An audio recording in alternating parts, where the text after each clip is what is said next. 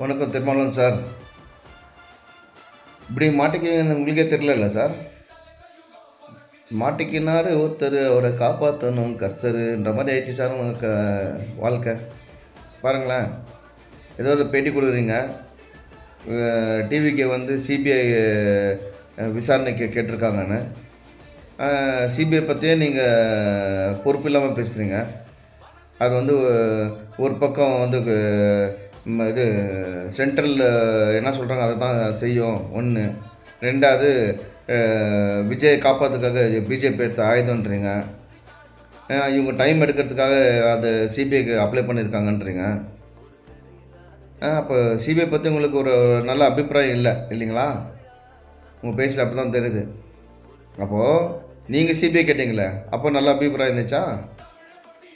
அது வந்து நீங்கள் கேட்டிங்கன்னு இப்போ ரிப்போர்ட்டர் கேட்கும்போது நீங்கள் என்னன்றீங்க, ஜனங்க தேவையாக இருந்துச்சு, அவங்க குரலாக நான் பேசினேன். நீங்கள் இப்போ நீங்கள் சிபிஐ டிவிக்கே வந்து அது தேவையில்லாதது, இது வந்து ஸ்டாம்பேஜ் தானே, இதுக்கு எதுக்கு சிபிஐ வந்து மாநிலம் எப்படி சொல்லுது அப்படி தான் கேட்கும் அப்படின்றாங்க இல்லையா? அப்போ நீங்கள் சிபிஐ கேட்கும்போது அப்போ ஓகேவா? அப்போ சிபிஐ வந்து கரெக்டாக ரிப்போர்ட் கொடுத்துச்சா?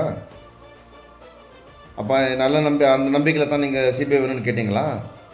என்னங்க சார், இப்போது நீங்கள் ரிப்போர்ட்டர் கேட்கும்போது ஜனங்க குரலாக நான் கேட்டேன்னு சொன்னீங்க. சிபிஐ வந்து ஏன் கேட்டிங்கன்னு கேட்கும்போது, இப்போ வந்து எங்கள் டிவிக்கை பற்றி கமெண்ட் பண்ணுறீங்களே, இப்போ யார் குரலாக பேசிகிட்டு இருக்கீங்க நீங்கள்? நல்லா வெளிச்சமாக தெரியுது யார் குரலாக பேசுகிறீங்கன்னு. முட்டு கொடுக்குறேன்னு சொல்லிட்டு முட்டிக்கினீங்களா சார்? போய் பார்த்து சார், தலையில் ரத்தம் வந்துருக்க போதும். என்ன சார், இதெல்லாம் நம்புகிறாங்க ஜனங்க.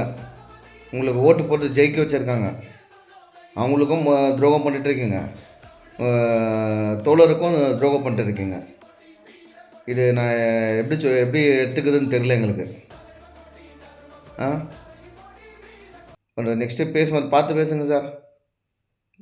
அவன் மாட்டிக்கினாரு ஒருத்தர், அவரை காப்பாற்றணும் கர்த்தர், அந்த மாதிரி ஆகிட்டு போகுது. சரிங்களா?